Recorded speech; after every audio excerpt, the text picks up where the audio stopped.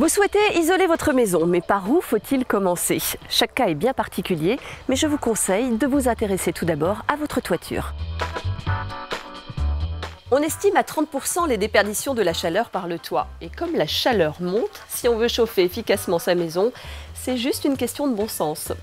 Si vos combles ne sont pas aménageables, vous pouvez tout aussi bien vous contenter d'isoler le plancher, ce qui sera une solution souvent plus simple et tout aussi efficace. Il existe différents types d'isolants qui s'adapteront aux besoins et à l'économie de vos travaux. Ce qui est important, c'est la résistance thermique, le fameux R. Plus le R est élevé, plus le matériau est isolant en conduction, mais attention, pour une épaisseur égale, le R peut varier en fonction du type de matériau. Pour bénéficier de la bricoprime, il faut que le R soit égal à 5. À titre d'exemple, pour une laine de roche de 200 mm, le R sera de 5,10. Ces informations sont toujours indiquées par le fabricant sur l'emballage et vous pouvez évidemment les retrouver sur le devis que vous remettra votre artisan. Alors comme vous pouvez le constater, ici, tout reste à faire. On pourra donc utiliser soit de la laine de verre, de la laine de roche ou encore des matériaux plus écologiques comme le chanvre, la laine de mouton ou la ouate de cellulose qui est fabriquée à partir de papier journal recyclé.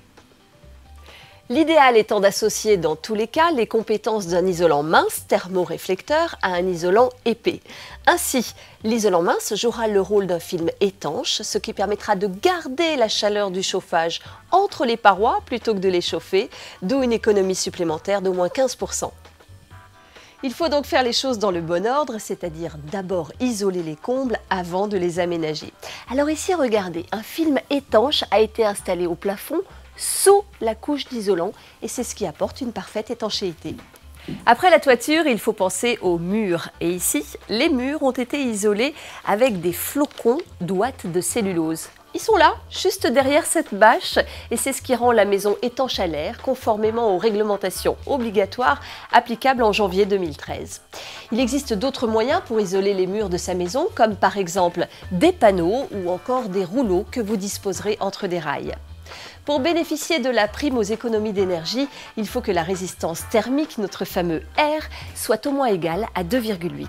Et enfin, une petite astuce, il faut penser à isoler sa porte de garage ou son ballon d'eau chaude avec un kit d'isolation prévu à cet effet. Et n'oubliez pas, l'heure est aux économies d'énergie.